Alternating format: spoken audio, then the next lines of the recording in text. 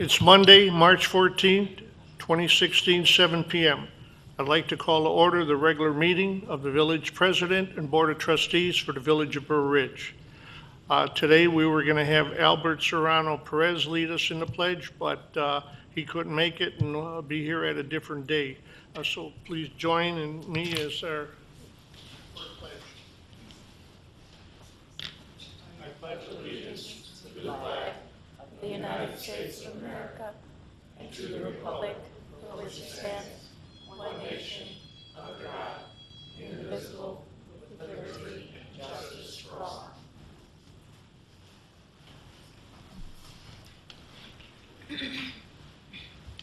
Roll call. Trustee Francis? Here. Trustee Grasso? Here. Trustee Pavesa? Here. Trustee Bolas? Here. Trustee Murphy? Here. Trustee Schiappa? Mayor Straub? Okay, today we're going to have a presentation by Commonwealth Edison, and I've asked our village administrator to introduce him. Yes. Sorry, we have Mike McMahon, Vice President of the Smart Meter Program, I believe, and Mike Foster, both from Commonwealth Edison, who will be here tonight. They're going to give us a brief presentation, give us a chance to ask a few questions regarding this new Smart Meter program. I have a list of questions if we haven't heard the answers yet. And then we're going to give the residents an opportunity to ask questions, and then the village board. This, I'm sure, is just kind of the first segment of informational pieces that will be coming out on this whole topic. I know Commonwealth Edison, I'm sure, will be sending out letters to individual residents, letting them know what's going on and when it's going to happen. But we thought we'd have them come out, tell us a little bit about the program and what the benefits would be. So with that, Mike and Mike, come on up.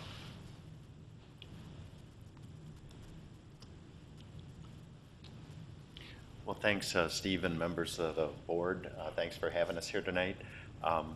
As Steve had said, Mike McMahon is our Vice President of Automated Meter Infrastructure. He's seeing this whole program roll through. I think we're about halfway through our, just over halfway through 2 million of these installed so far, and we're kind of working our way into this neighborhood. So Mike will take you through a brief presentation, and we will be here to answer any questions you have after that. Thank you.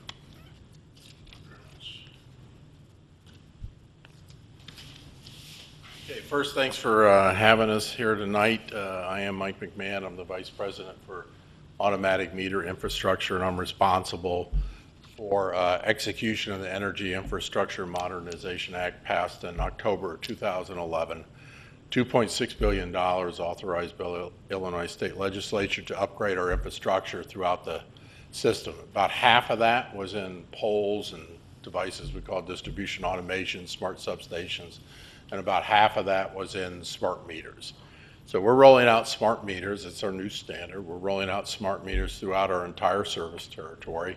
We'll be done by December 31st, 2018.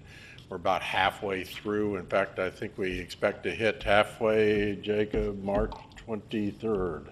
March 23rd. We're going to be halfway through our 4,067,000 installations. We're just over 2 million right now. We install about 20 to 30,000 meters a week in our service territory.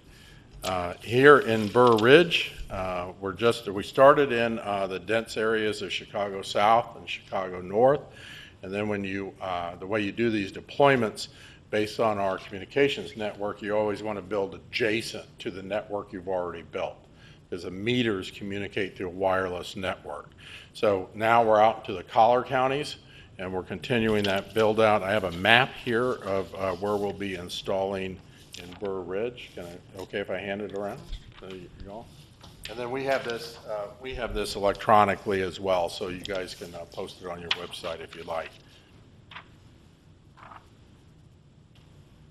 As you'll see on here, we're going to get most of the meters here installed in the last half of the year, last quarter of the year, and then we're going to come back in 2017 and finish up with the specialty meters, we call them A bases, and with the commercial industrial meters. We have a series of communications we roll out for customers. What we know from our national deployments is this is not a build it and they will come. It is a change, and so you have to communicate with our customers, your constituents, about the change that's coming and what it means to them. So we send a bill insert out 90 days in advance. First one goes out April 15th. We send a postcard out 60 days in advance, and that will be going out May 20th. Got a bunch of them coming, so thank you. We have a robocall 10 days in advance. Well, we have a letter that goes 30 days in advance, 30 to 45 days in advance. It also has frequently asked questions on it, and it's in both English and Spanish, and that goes 30 days in advance. Signed by yours truly here, saying we're going to be in your neighborhood in about the next 30 to 45 days. If you'd like to call and make an appointment, please feel free to do that, and then gives them some information on that. And then 10 days before we do a robocall, it's not a human, it's a robocall, and it says we'll be in your neighborhood within the next 10 days. Please leave your gates unlocked and put your dogs inside. The day of, the installer will approach the residents. He'll knock on the door. If anybody's home, he'll engage them, answer any questions they may have. If they're not home and he has access to the meter, he'll go ahead and exchange that, and he will leave a door card with some information on the smart meter, saying congratulations, you have a smart meter. Here's some of the things you can do to take advantage of that. Now, in this area, your meters will be installed by, is it ComEd or Corex here, Jacob? I think we're going to be, your meters will be installed by either ComEd directly, or our vendor Corex. And in any case, they will all carry a badge. They will carry an authorized badge saying either for a ComEd employee or our authorized vendor Corex. We encourage all the residents to ask to see those badges. They'll all be driving logoed vehicles. It's going to say ComEd on whether it's Corex or ComEd. The Corex vehicles will say Corex on them, but they all have ComEd on them. We encourage people to ask to see those IDs, and if somebody cannot produce that ID, close the door, call police. It is not us. One thing we will never do is ask for money. So there's never going to be anybody at the door representing themselves as ComEd or a representative as ComEd and asking for money. If there's anybody there and it has happened, close the door, call the police. It is not us. We will not ask to go into the home unless we need to go into the home to exchange the meter. And there are a lot of homes that actually have the meter inside. There are older homes. Particularly, we run into those. For instance, we run into a lot of them out in Rockford right now. But unless we have a purpose to go into the home, we're never going to ask to go into the home. And then 30 days after installation, you get another mailer saying, congratulations, you have a smart meter. Here's how you can take advantage of it. And 60 days afterwards, you get one more. So we send you one more postcard saying, remember, you got that smart meter, and here's how to take advantage of it. There are various programs that we encourage people to sign up for. You go on ComEd.com, you sign up for an account, you can review your interval usage the day after you use it, and you can also sign up what's called peak time savings. So as most of you may know, electricity rates are really set based on the 4 or 5 hottest days of the year, because that's how you have to build your system to be handling peak demand. So if we can reduce the energy usage on the 4 or 5 hottest days of the year, we reduce everybody. And it doesn't take that many people to play. 6 to 8% of the folks, if they reduce their usage on the hottest days of the year, everybody can feel that in terms of the rate. So peak time savings says if you, and we'll call you, you have to sign up for the program, if you use less electricity on those hottest days of the year than what we would otherwise calculate you would use, and we have an approved algorithm with the ICC. If you use less electricity on those days, then we will give you a credit, $1 per kilowatt hour.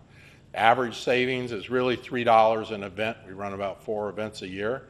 But some people will say $32 an event. Now, I think they must have to turn their whole house off, but nevertheless, they have saved that amount of money. And I would not suggest anybody do that, but it is possible.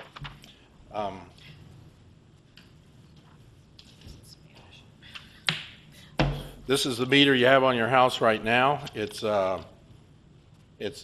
plastic, it's metal, the little dials turn, there's no intelligence whatsoever, it does absolutely nothing. We have to send the person out to read this meter every month. This is the meter we're exchanging with. This is the meter that will go on all your residential places. This meter is manufactured by GE. I'll draw your attention to the upper left side, I guess. It is UL certified. We are the only utility in the country that requires all our meters to be UL certified. So we do that right up here in Northbrook. What makes a smart meter smart? Has a small computer chip in it, collects the interval usage every 30 minutes, and then it transmits it 6 times a day.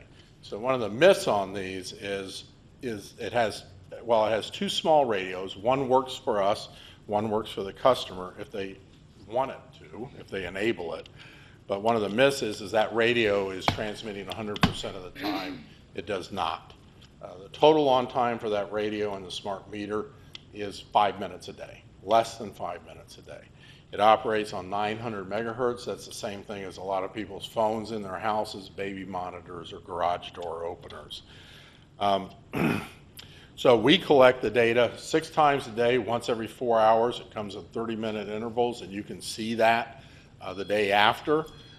That's important for establishing such things as dynamic rates or being able to better manage your own energy usage.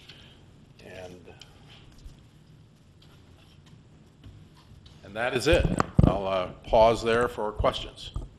I just had a couple questions before we turn it over to the residents. And as I said, or should we go with the board I'm sorry, I first? can't quite hear I you. said I just had a couple questions. If people wanted, at this point in time, before they Right. receive all this, it sounds like you got a lot of nice brochures and so forth, but if they're interested now to learn more about the system, where can they go? ComEd.com, smart meters.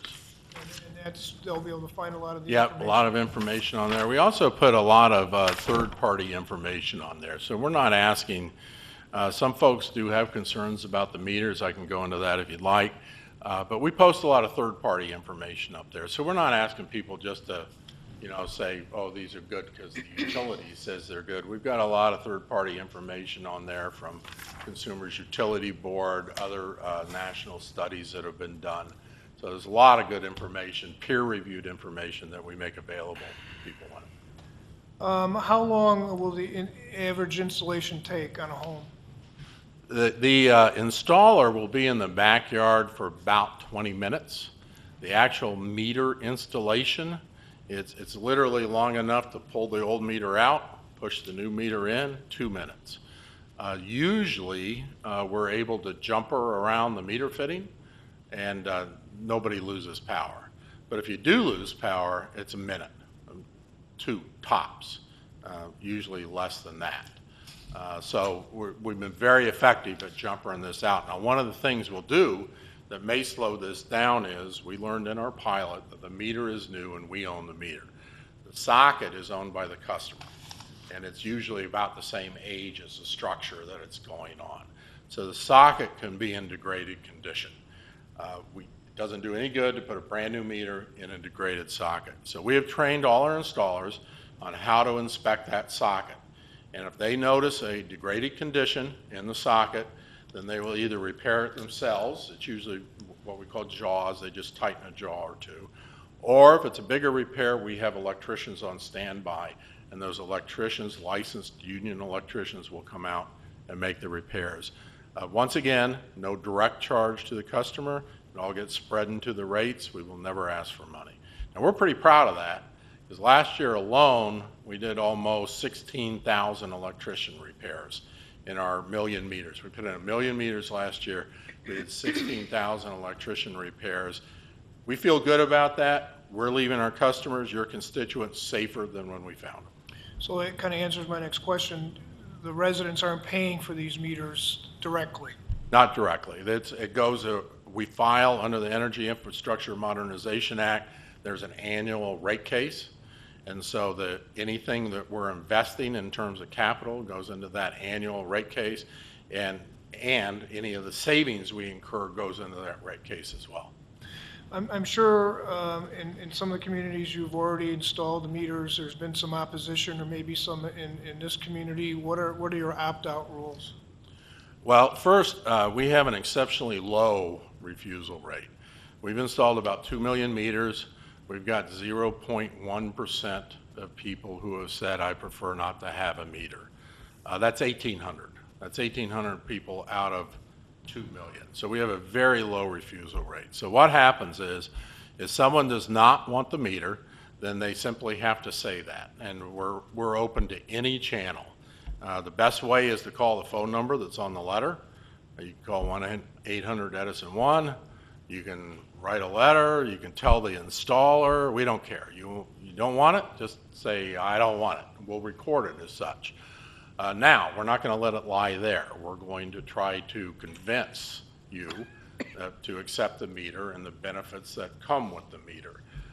We have a lot of third-party information, as I said, so we will reach out to you. We will ask what your concerns are, and we will try to present the information. About 50% of the people right now that we reach out to after we provide them with educated material reverse their decision and accept the meter.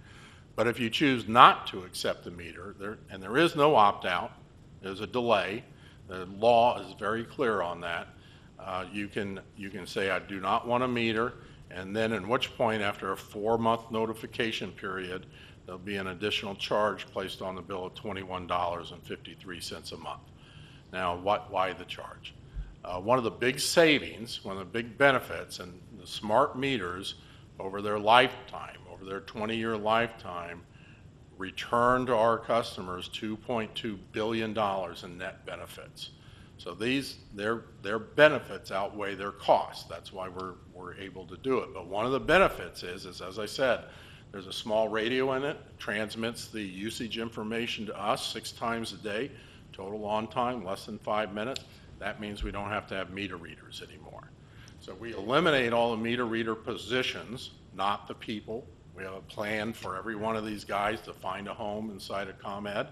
It's one of the reasons we're taking to the end of 2018. But you eliminate the meter reader positions, that saves money. We pass that on to our customers. And I'll tell you, that really resonates with a lot of people, particularly the seniors, that I don't have to wonder who that guy is in my backyard anymore. But that's what the charge is if you decide. So if Mike decides not to have a smart meter, should you pay for that? Because I have to send a meter reader out to read your meter now. You're the only one out there, 1,800 out of 2 million. I have to keep meter readers on property now just to read your meter. Should you pay for Mike's refusal of the meter? The notion is no.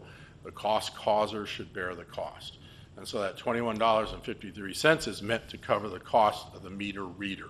And that's reviewed with the ICC. Actually, it doesn't cover our entire cost. It covers a piece of the cost, but it's sufficient. We're interested in getting the meter in. I don't want the charge. I want the meter to go in. So, okay, so you say nothing happens for the first 4 months? That's right. And then you get 2 letters. If you refuse, you get 2 letters over a 4-month period and numerous phone calls. Numerous phone calls, because we're going to try to convince you Okay, otherwise. so you said it's a delay, so how long can they pay that $21.53, and what happens after that period of The time? law says that everybody in our service territory will have a smart meter within 1 year of the end of deployment. End of deployment is scheduled to be 12/31/18. So theoretically, you got a runway to the end of 2019.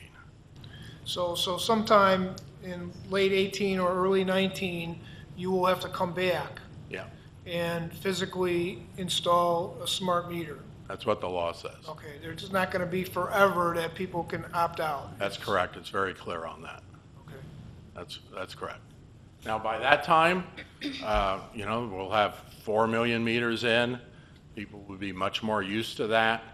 We'll have had time to educate folks. We're confident that everybody will be looking forward to accepting a meter. That's all the questions I have. Al, you want to ask the board if they have questions, and then the residents? Yes. In order for, excuse me, in order for people to actually save money, they have to go online and sign up, Well- and then they have to monitor their meter, Yeah. and if they can turn off power during peak demand times, that's the opportunity to save. Yeah, I would say in order for people to save more money, because our business case, which returns $2.2 billion net to the customers over the lifetime of the meters, is based on all savings the utility incurs, that we incur. So you don't have to really do anything to break even and make money off of the smart meters. We do that through operational efficiencies. And we didn't put any customer benefits into our business case, but there's a bunch of customer benefits. So if you want to save more by changing your behavior, by taking action, we have programs that enable you to do that. And peak time savings is, well, it's one of my favorites. You can also do what's called, you can buy an in-home device. Now, we don't supply those, but we enable it. I said there's 2 small meters in that radio. One communicates with us, one communicates with the customer if they choose to enable it. You can buy what's called an in-home device, and that will take a feed directly off the meter, and it'll tell you exactly how much you're using at that moment.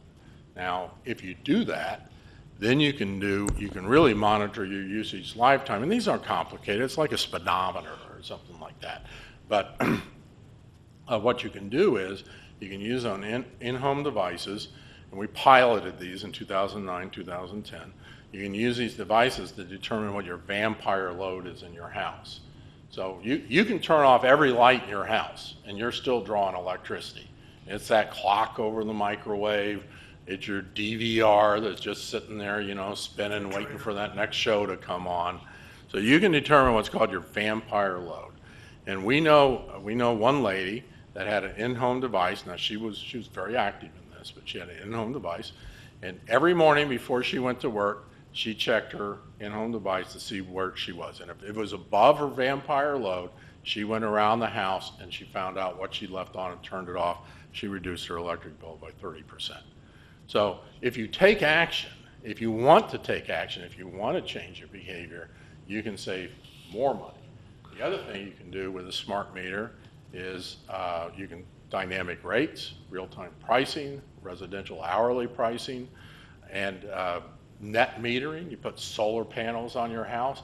That meter is set to be able to support net metering, which is if you're taking solar and you've got more solar than you can use, you can put the rest into the grid. We'll net that out. We'll pay you for that. The meter's all set up for that. So it's really but it's all choice. You don't have to do anything to save money. But if you want to, there's a lot of options for you to do to change your energy usage and save even more. What happens if they break down?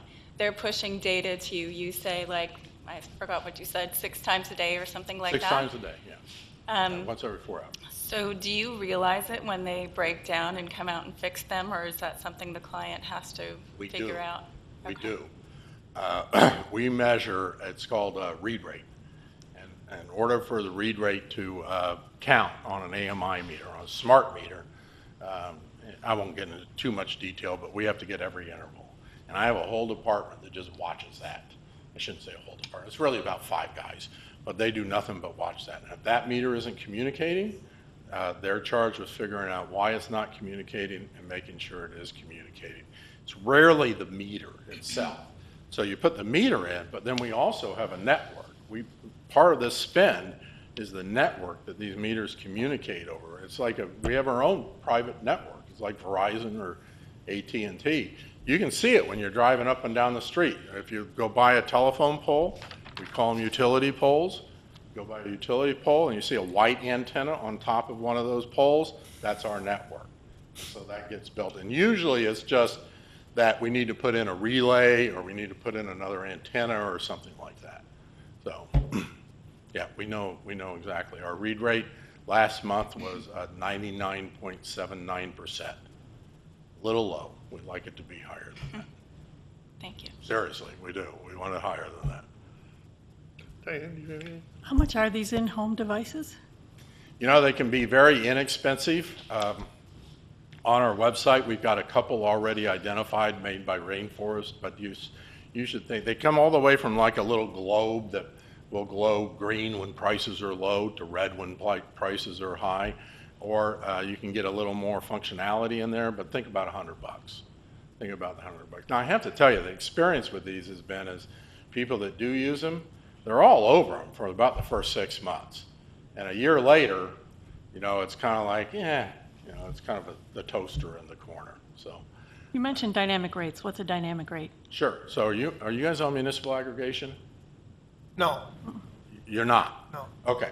So dynamic rates is almost everybody pays a flat rate. You pay the same amount for electricity every hour of the day, day or night. That's what you pay. It's called a flat rate. But particularly if you're not on municipal aggregation, you can sign up for hourly pricing, residential hourly pricing. The fact is that electricity prices fluctuate throughout the day in real time. And hourly pricing is a program that we offer that you can sign up for. You get the smart meter, you can do it right away, and you will pay the price of electricity for that hour of the day. Now, I'm on real-time rates. The price of my electricity supply right now is about 2.5 cents. And at some time, yours is probably 6 to 8. At some times during the day, it's usually about 3 o'clock in the morning, the price will actually go negative. It'll go minus 1.9 cents. We'll pay you to use electricity. Because the fact is, at night, the country is awash in electricity. So if you change your behaviors a little bit, and you just hit that delay button on your washer, 4 hours, you know, and it goes off later. Or if you have an electric vehicle, you want to charge that overnight, not during the day, you can do pretty well. I'm about $150 a head. And they'll send you a report. You got an app. You put it on your phone. It'll tell you exactly what the price of electricity is during that time. Forecast is for the next day. Tell you how much you've saved programmed to date. And it's pretty straightforward. Now, it does come with risk because it's not always that way. Right. 2 years ago, in the polar vortex, it went to 40 cents a kilowatt hour for a single hour. And I was kind of freaking out, you know, 40 cents.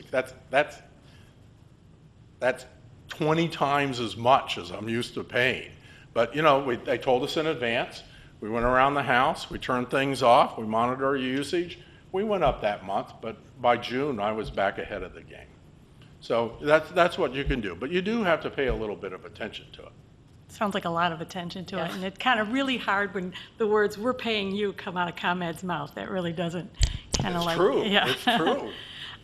Can you speak? It's usually 3 o'clock in the morning, Yeah. though, so I'm not getting up at 3 to turn all the To turn lights lights on. off, but- right, or to have things go off at 3 o'clock in the morning. And remember, ComEd doesn't make any money off of the supply of electricity. We just pass that through. That's the Illinois Power Authority. We don't make a dime on that. Sure. Can you talk, it's not just smart meters that are being replaced. What's going to happen in the village itself as a whole? You have to do more work than just come to my house and pull a meter off and put one on.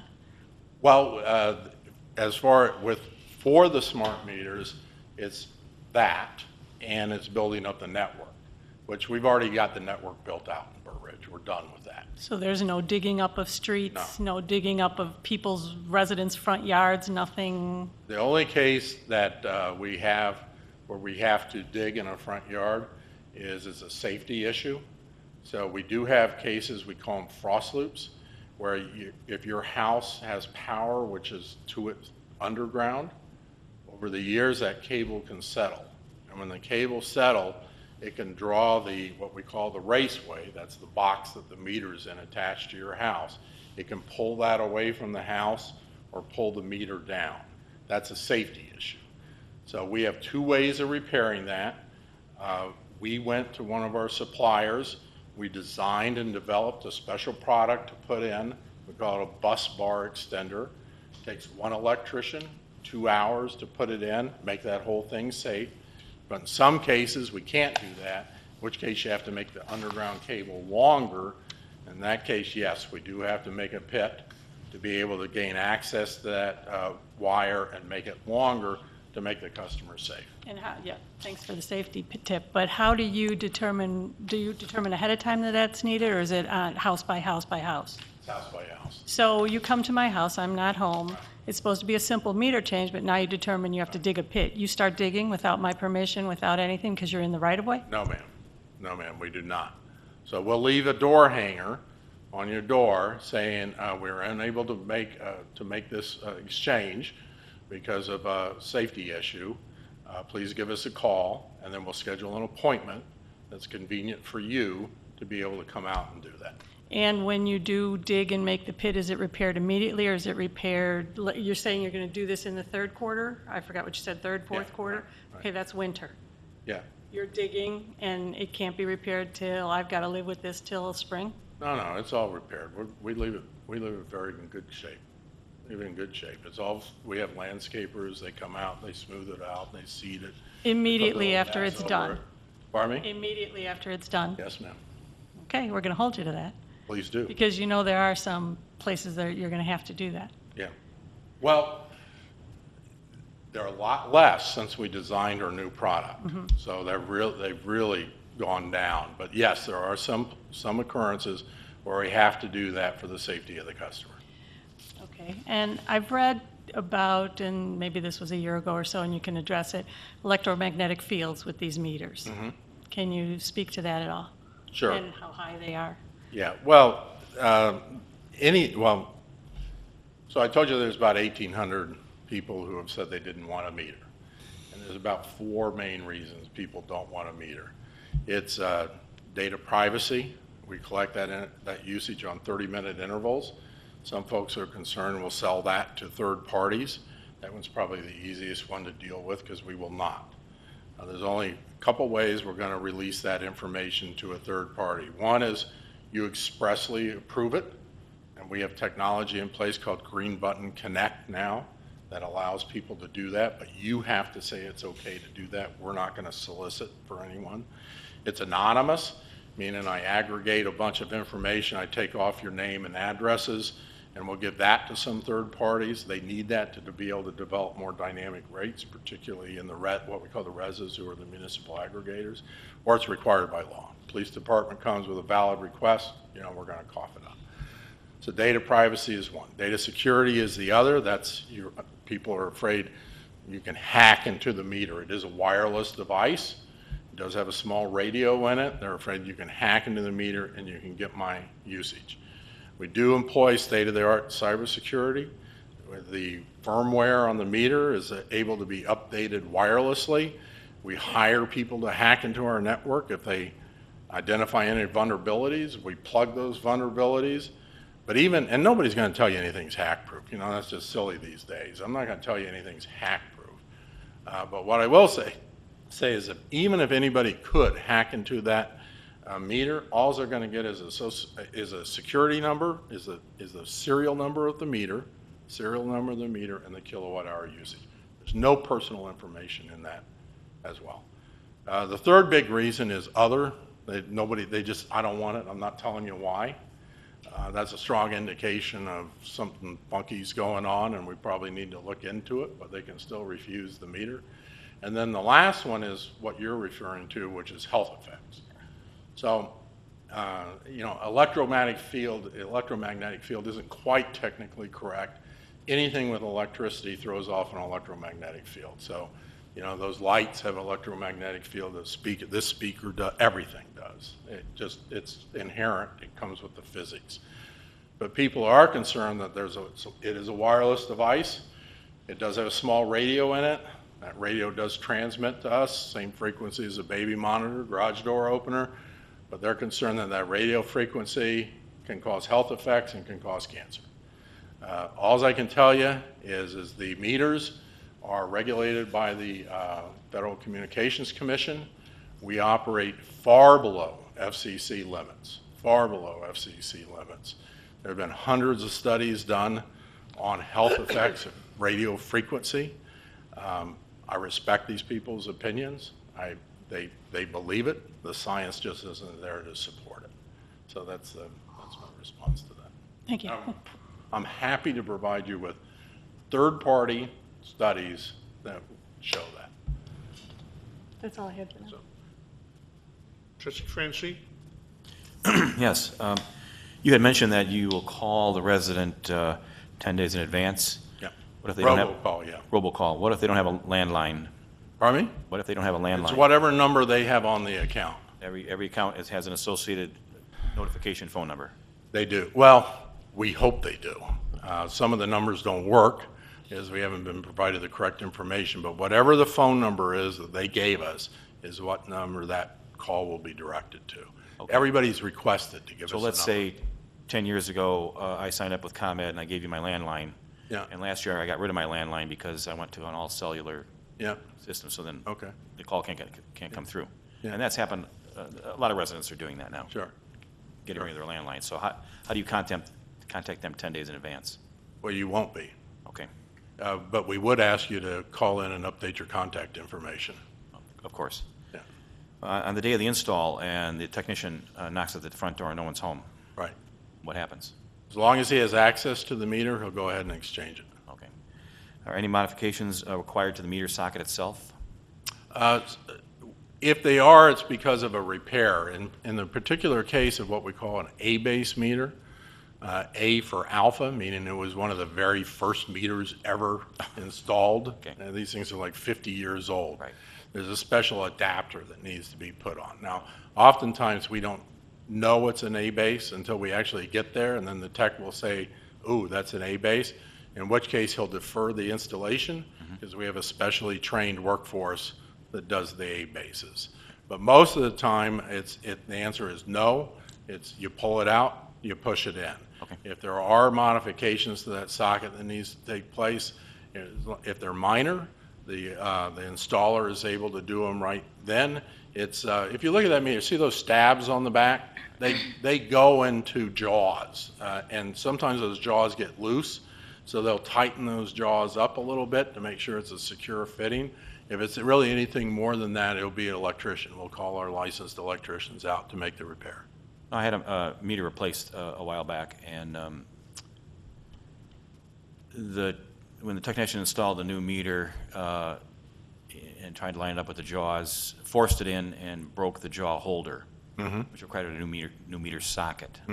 Right, So, right. okay, That can happen, but if it happens, we're going to fix it. okay. At no cost to the No customer. cost to the customer. We will never ask for money, Okay. ever, under any circumstances. You mentioned Somebody write that down. I'm sorry? I'll write it down. Now, mentioned you don't failure have to rate. write it down. We will never ask for money. It all gets spread into the rate base.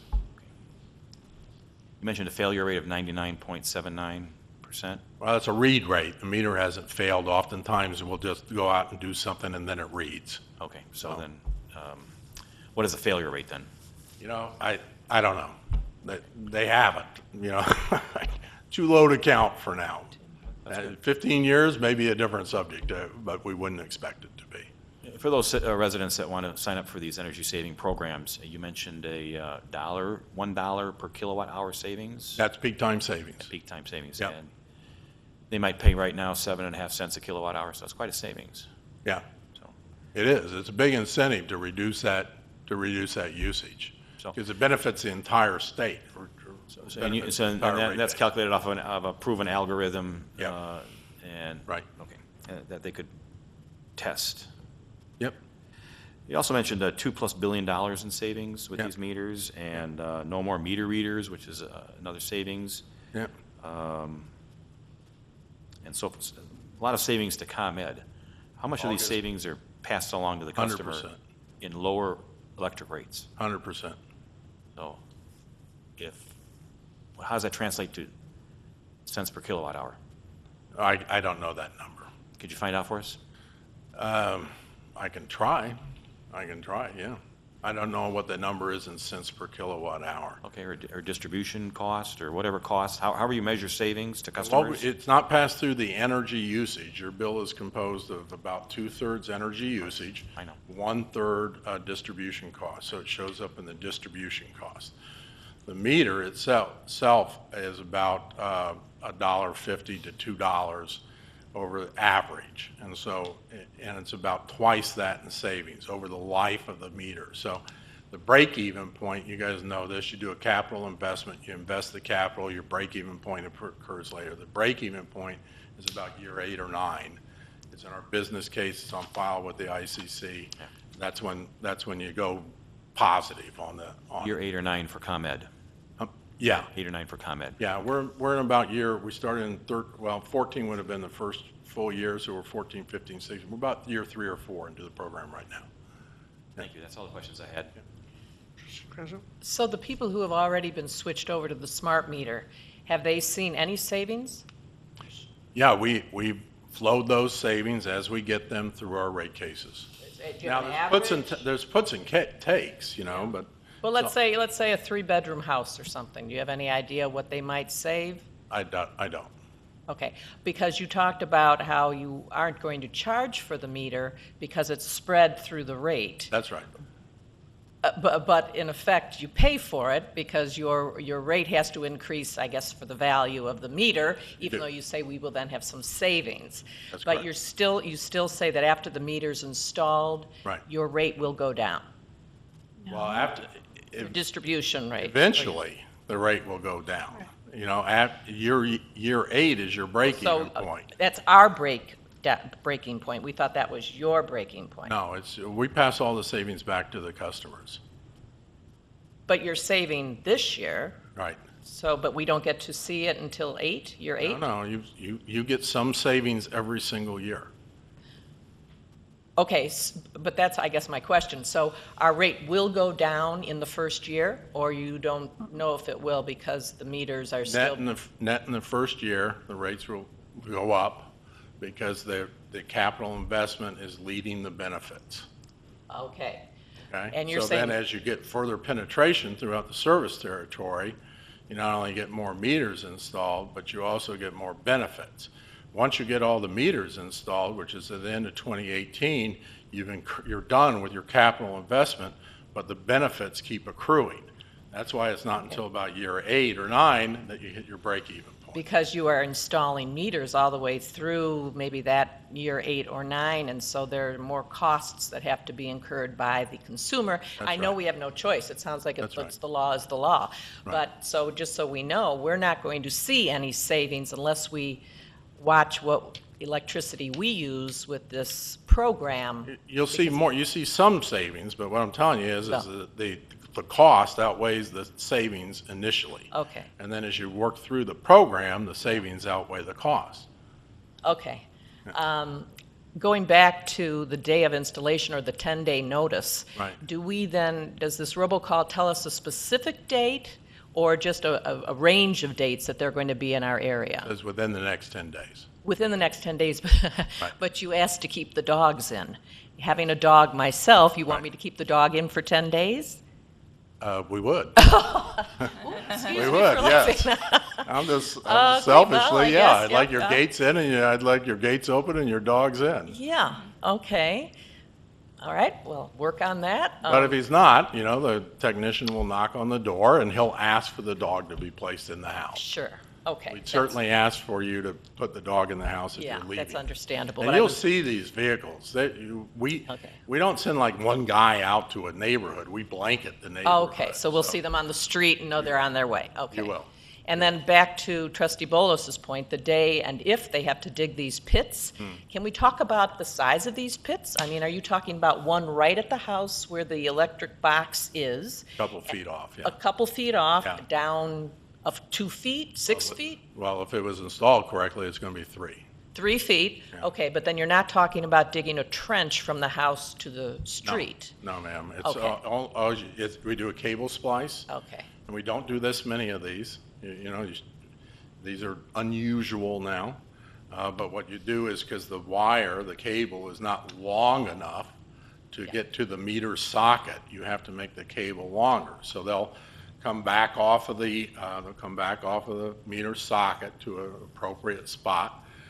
They'll dig down, they'll pull that cable out, so it'll be Add from some that feet, up yeah. there, and then they'll install a little longer cable and make a splice right there. Okay, But fine. today, that's an unusual repair. All right, I do have to ask what was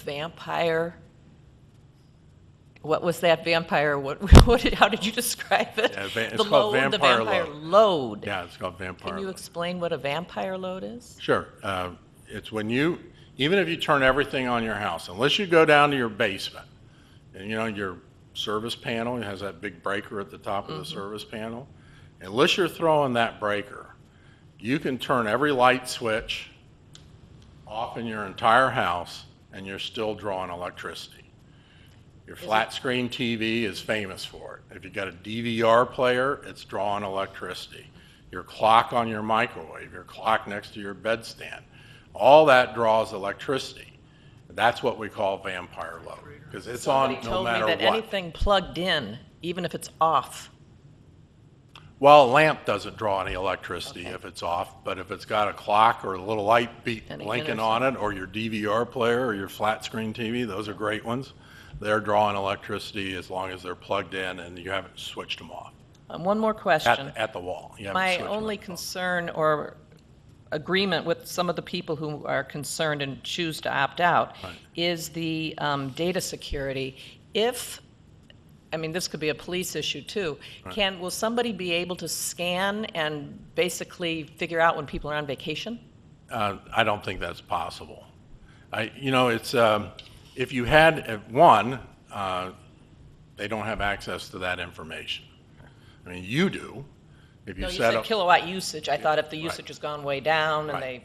you Right. might have lights that go on periodically, but You might, Yeah, you don't might. have So the if, remember, we are protected, we have cybersecurity, we update our cybersecurity, we ask people to hack into our system, we plug those holes. And I always think that if somebody is really trying to hack into a smart meter, they could probably earn a better living anyways than going after your one meter. But if they did hack into your meter, they're going to get the interval usage and they're going to get the serial number of the meter. So now they need to know what the address is. And then they're going to need to know what your historical usage is. Now, if I had 45 days worth of data or 9 months worth of data, I can only tell when your usage is down. But this I isn't a would have to drive-by guess whether scanner. you were home or not. There's not a way to drive by and scan like we do for our water meter. That's No. not, okay. No, It's a different I thing. never want to say never, but I haven't heard of it anywhere ever. So I'm going to say Very no. much. I have one more comment, if I could. You say we start getting savings in year 8, but annually you go to the ICC for rate increases. So Right. I don't think that savings will actually be there. Well, there's puts and takes, right? It's not. Exactly. It's not like we're investing all the time. So your savings reduce the capital investments that we made. It's a put.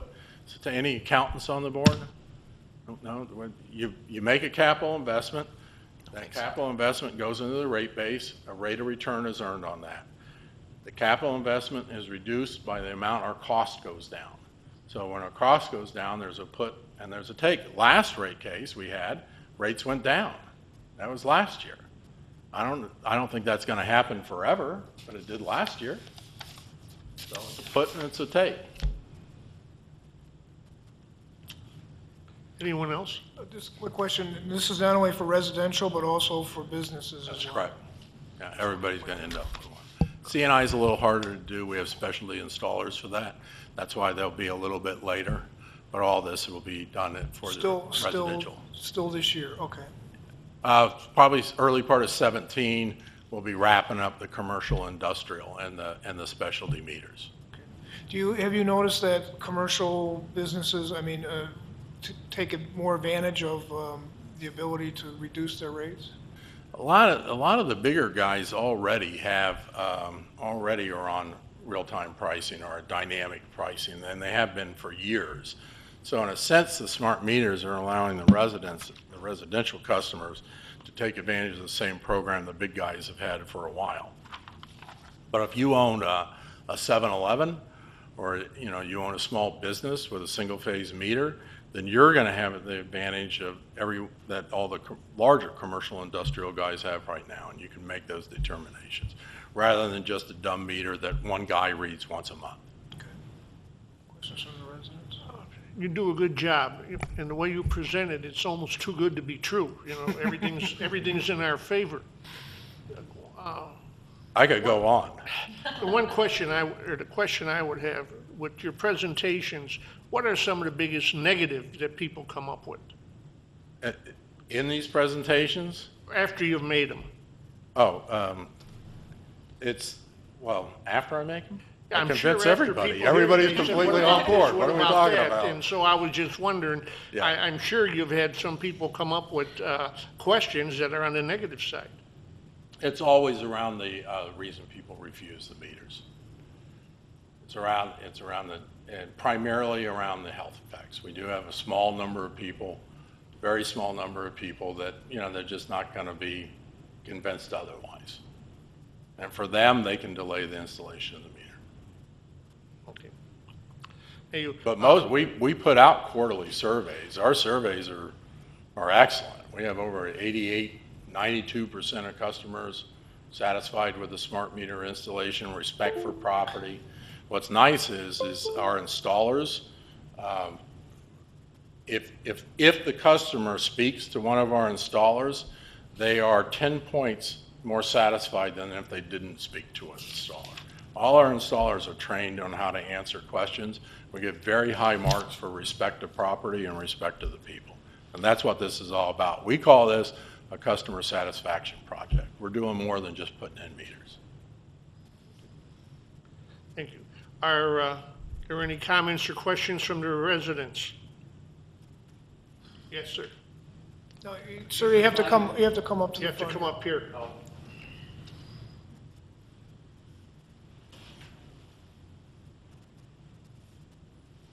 Your name and all that, too? Yes. My name is Glenn Smozinski. I live at 8616 Meadowbrook. I just always have learned that when something sounds too good to be true, it usually isn't. And I just wonder, you've got, Commonwealth Edison has all these stockholders, you have people who own so much going on there, and I don't think they'd appreciate the fact that you're going to be losing money.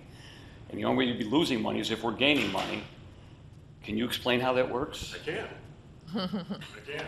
Yeah. Thank you. Okay, so we're a regulated monopoly. So we don't earn a rate. Our rate of return on our capital investment, we're not like Pepsi or a company that charges what the market will bear. We go in for a rate case every year with the Illinois Commerce Commission, and we have interveners, the Attorney General, consumers boards, they all review this data. What we said on the Energy Infrastructure Modernization Act, that we just needed a consistent rate of return, and we really didn't have that before the Energy Infrastructure Modernization Act. Sometimes we could only recover 26 cents on the dollar. Nobody can make investments if you put in $1 and you only get 26 cents back. So our rate of return it's a formula rate. So we put in our capital investment. So in our business, it's very different from a lot of businesses. There's two colors of money. There's capital and there's expense. Capital is investment. Think of it as new. That's hardware. That's iron in the ground. And we earn a rate of return on that over the life of that asset. Expense flows right through. We recover it, but there's no rate of return. You just earn $1 for $1. Our rate of return is set by a formula rate. It's tied to the 30-year Treasury bill. So we earn just a little bit more than the 30-year T-bill rate, which is very low right now. So we're happy with that. So that's how, if we reduce our cost, and look, we have one of the leading energy efficiency programs in the country. We invest over $200 million a year in energy efficiency, designed to do nothing but reduce your energy usage. You go to Menards, you buy your light bulbs, they say right there, instant rebate from ComEd. So we're actively engaged in that, And so it's fine with us if we reduce our cost, we pass that on to the customers, we still have our capital investment, and we earn a consistent rate of return based on that. I think it's 30 basis points over the average of the 30-year Treasury bond in the last 12 months. It's not a very big return. It's actually one of the lower returns in the country for somebody that has Chicago. But that's okay. If we know we're getting it, we can count on it, and we're happy with that. That's why we're doing all the investment here. You've seen the trucks. You've seen the trucks in your street. You've seen the distribution automation devices going up. You've seen the cable. You've seen the little sandwich boards, hopefully, out there that say smart grid happening here. That's all the Energy Infrastructure Modernization Act. So that's why we're okay with it. Can I answer it? Any I'm other, good lowering my costs. Just give me a couple pennies on my investment, that's all. any other comments from the audience?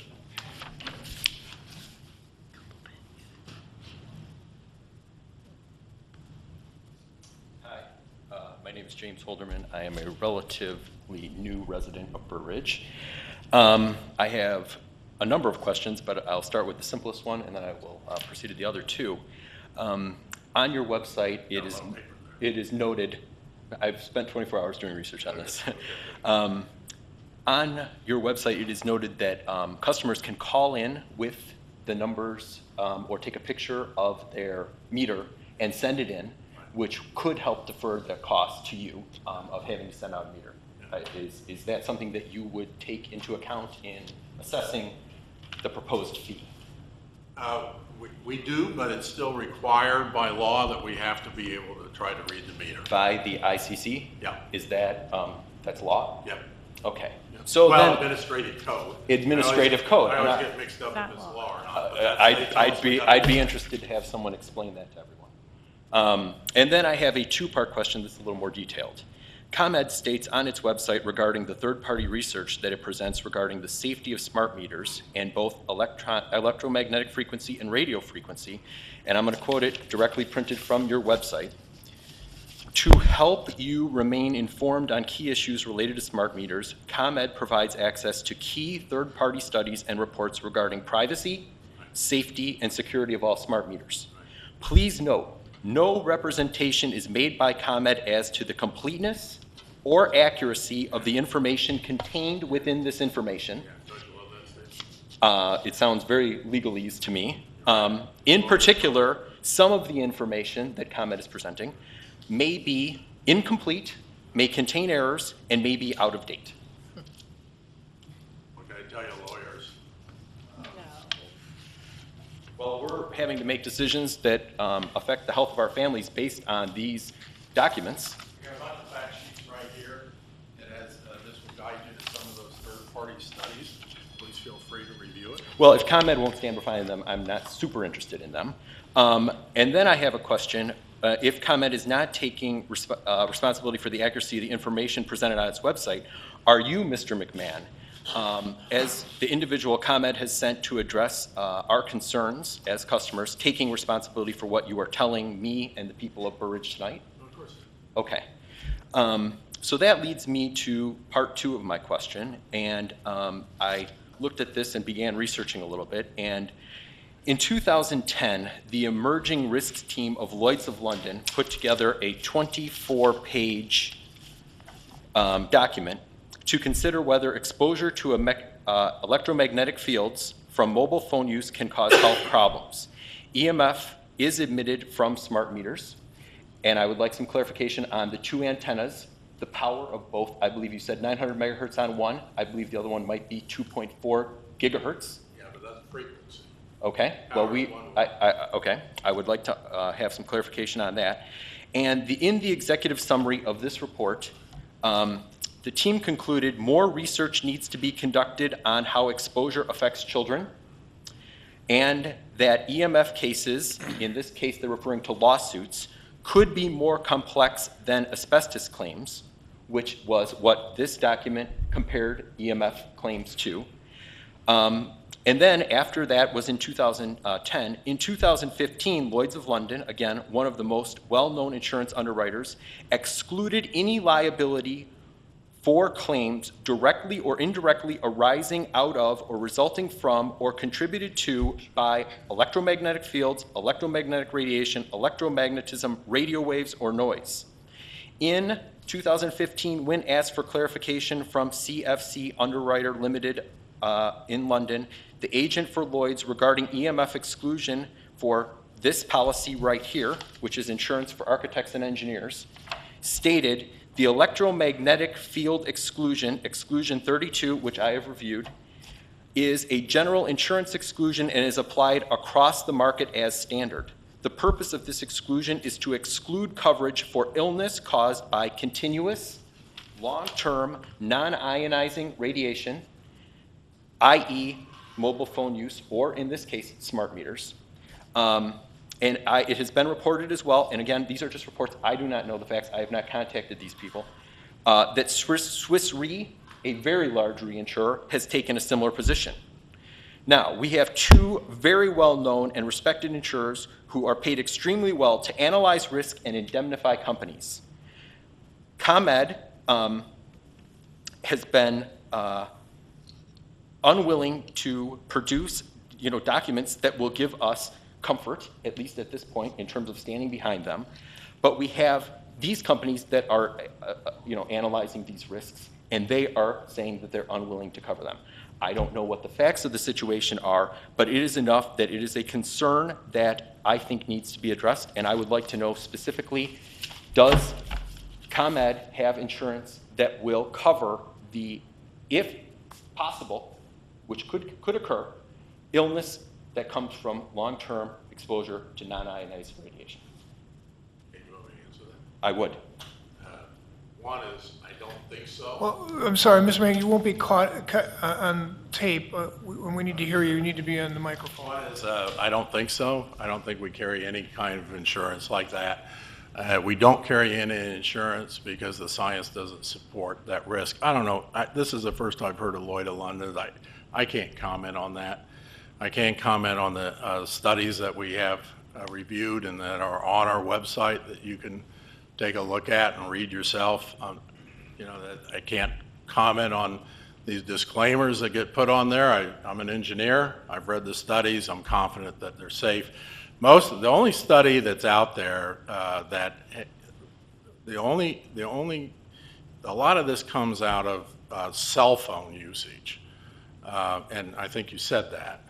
And cell phones are different than smart meters to start with. And the reason is because of exposure and the long-term usage. The concern on cell phone usage is people start using them very young, they use them a lot, and they carry them right next to their head. The studies so far show that there is no linkage between specific causal linkage between any type of usage and any type of health effects. But to be candid, and it's in our fact sheet, the World Health Organization, based on what's called an interphone study, once again, cell phones, and I don't know anybody that walks around with a smart meter next to their head for 30 minutes at a time, but based on cell phones, the interphone study, the World Health Organization did classify usage, radio frequency from cell phones as a possible class 2B carcinogen. Now they have 4 levels of carcinogens listed. They have a class 1, which includes asbestos and bacon and tobacco. They have a class 2A. Now they say that is carcinogenic. Class 1 is carcinogenic, period, no question about it. Class 2A is probably carcinogenic, and then that is red meat. So class 2A, possibly carcinogenic, class 2A. And then they have class 2B, which is this falls into, which says probable carcinogenic. And that is talcum powder, pickled vegetables, and coffee. So, and and they say more study required. So, okay, more study required. But once again, we're regulated by the Federal Communications Commission. We operate at 5 to 10% of the FCC limits. The maximum on time of these radios is less than 5 minutes a day, and nobody stands next to a meter all day long, even if it was on. Nobody's standing next to it, and there's a wall between you and the meter. So the way you always reduce your exposure is time, distance, and shielding. You reduce the amount of time you're next to it if you're concerned. You put something between it and you, which is shielding, and then you stand far away. And the exposure of these radio frequency, once again controlled by the FCC levels, falls exponentially. It's a square fall. It falls as a square of the distance. So if you could move 2 feet twice as far away, the exposure falls by 4 times. Lots of studies on this. There's a lot of other information. Look, I can't talk to insurers. I'm not even going to go there with what insurers are insuring or not. They have their own reasons for doing that. But lots of studies out there says these things all the studies, peer-reviewed studies, come to the same conclusion. We have a lot of them on our website, insufficient evidence to change any standards today. And that's where we are. And we operate at far below the FCC limits. So, okay. Let's start wrapping it up. Oh, I Okay. will. I'll be And I'm I'll sorry, be very brief. can I ask, I'm sorry, I didn't catch your name or your address. Can you tell us that? Yes, James Holderman, and I live at 32 Deer Path. Thank you. The first bit of information I would like to address is that as Mr. McMahon stated, the International Agency for Research on Cancer classified radio frequency as a 2B possible human carcinogen. No one is mandating that I eat pickled vegetables, Mr. McMahon. So my concern is I have to have some choice. My family has to have some choice. It is a possible human carcinogen. It has been likened to asbestos by people who are paid to make determinations on risk. You say that you aren't paid for that. I have no expertise in that area, so I rely on those types of things. So I guess my question to you is, who is going to assume the liability if ComEd does not bear it, if insurance companies will not bear it? Who is going to, handle the liability issues that may arise? Well, once again, we don't believe there is that liability there, and I can't answer the question. So I don't know who insures against a non-risk. So you're saying ComEd does not believe there is a risk? I don't believe there's a risk, that's right. That's all our information, yep. Anyone else has any questions? I have a comment. I think you need to tell residents the difference between administrative rule and law, because you guys tend to mix it up all the time and use those words interchangeably. Okay. Well, it doesn't mean it. We view it as binding. I don't get a choice. But I it is the follow law. Administrative code. rules are the law. It's They're what not comes the law. after the law is written, and these administrative rules are in support of the law, and they just have the same effect as law. Yeah, So I right. don't see the I big didn't think difference. administrative rules were the Oh, law. yes. We'll get the ICC to come. Once an ordinance, once the General Assembly passes their legislation, there's what they call a JCAR process, and that's where they create those administrative rules. There's a Joint Committee on Administrative Rules, that's what JCAR stands for, and whether it's in this case or a million other cases, they create these administrative rules. Those have the effect of law. Those are the things that we have to follow. We talked about the plumbing code several months ago. It's not in the General Assembly's law. It's in the administrative rules that we had to follow certain standards, and we couldn't amend the code and this and that. So, yeah, I don't mean not be argumentative. I'm just telling you, administrative rules have the effect of law. Thank you. It certainly does for us. Okay. I will Okay? get back to you on that one. Well, thank you, gentlemen. We have a series of fact sheets here. I'll just leave them up here. if Well, we'd like, anybody's as much interested. information as you can provide us, I appreciate that. We'll certainly inform the residents that weren't able to come tonight. that they can watch the tape for the first hour and 15 minutes of this meeting to learn more about the situation. Hopefully, with the information you're providing us, we could add some information to our website and let them know that, these fact sheets, the flyers and the letters and the robocalls and so forth are coming, and that this program will be rolled out in the fall. If I get a wave of residents who are extremely concerned about this, we may call upon you again and maybe have a special meeting. At this point, it doesn't seem likely, so we'll just continue on with that. But again, we're all about trying to inform our residents and keep them updated as to what's going on. So again, thank you for coming out. Are there any resident comments about any other item before we move on? Okay, next will be the consent agenda. All items listed with an asterisk are considered routine by the village board and will be enacted by one motion. There will be no separate discussion of these items unless a board member or citizen so requests, in which event the item will be removed from the consent agenda. Minutes. A, approval of regular board meeting of February 22nd, 2016. B, receive and file draft water committee meeting of February 22nd, 2016. C, receive and file Veteran Memorial Committee meeting of January 27th, 2016. Ordinances. A, approval of an ordinance granting a special use pursuant to the Burr Ridge zoning ordinance for a dental office, Z 01-2016, 16W 331 South Frontage Road, Moelis. There are no resolutions. Considerations. B, approval of recommendation to hire replacement part-time police data clerk 1 to fill vacancy created by promotion of Margaret Swanos to full-time police data clerk.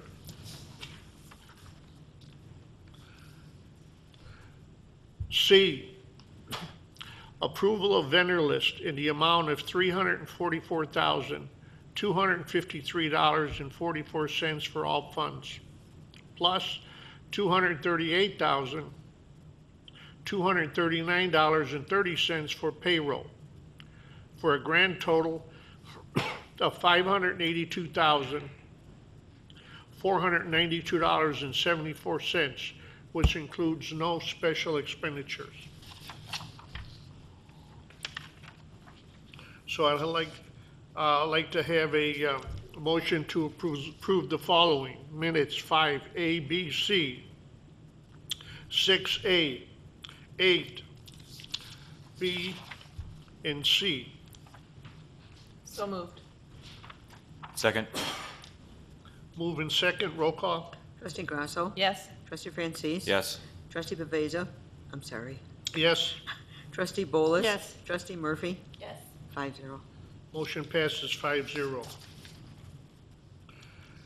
We move down to considerations. A, consideration of recommendation to award contract for village-wide landscaping maintenance. Yes, we talked about this during the budget process and even last fall, where we weren't happy, first and foremost, with our landscape contractor. Last year, we decided to go out to bid again. We were concerned that the costs would escalate based on some improved specifications, as well as the fact that the second low bidder last year was much higher than the low bidder. We went out and rebid it again, but this time around, we spent some time pre-qualifying contractors, bringing the very best people, making sure they understood specifically what was in the specifications, making sure that they could handle the varied types of work that's involved in this landscaping. And I'm pleased to report that the low bid from this Dario Landscaping came in much lower than our budget estimate, which was $128,000. The bid came in at $85,304. There is a breakdown in your summary that shows where the various costs are. The vast majority have been put in the hotel motel tax fund, just a little bit in the general fund, and then also in the water and sewer fund. So again, out of 128,000, it's a difference of 42,695. And you can see the savings in the various funds. This company, this Dario Landscaping, they're our current contractor regarding tree removal. They removed, over 100 trees this past time. We're very happy with the way they performed. We also called references and received good references on this company, so I have every feeling that, they will do a good job for us. But as I indicated, there's a lot of different components to this, from grass cutting to, the maintenance of our beautification areas, our gateway entrances and so forth. We'll certainly keep an eye on them, to make sure they do a good job, but I'm pleased to report that, the bids came in very well, and we'd like to move forward. So my recommendation is to go ahead and authorize the contract and provide it to Desiderio Landscaping of Grant Park, Illinois, in the amount of $85,305. Any comments? Everyone got the same specs, because there's quite a bit of difference Oh, in yes. the bids.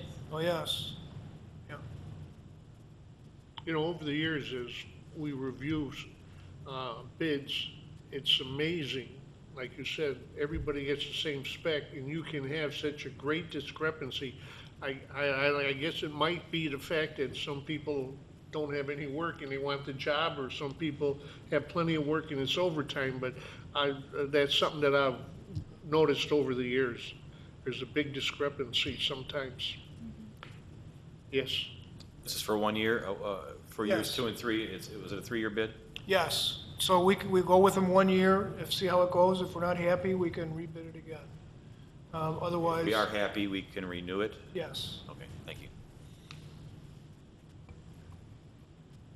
No other questions? I'll entertain a motion to approve the awarding of the contract. I'll make the motion to award the contract for the village-wide landscaping maintenance to Desiderio Landscaping in the amount of $85,305. I'll second that. Motion made in second. Roll call. Trustee Francis? Yes. Trustee Grasso? Yes? Trustee Baveza? Yes. Trustee Bolas? Yes. Trustee Murphy? Yes. 5-0. By a vote, the motion passes. Other considerations for announcement, deliberation, or discussion. No official action will be taken. Any comments? Any other resident comments? Reports and communications from village officials. I have one. Yes. We have our brochure now that we're going to be passing out. If residents who are at the meeting would like to pick one up on the way out, it's introducing our new Village Burridge app. There's a lot of great information that you can download for free about the village. So we're going to be getting this, getting the word out as much as possible. But I'm sure those who have already downloaded it, it's really a nice tool, a lot of information about the village, and certainly would recommend that you go ahead and download it. Anything else? With all the commercials on TV, I don't think it's necessary to remind people to vote tomorrow. Non-resident comments? Yes.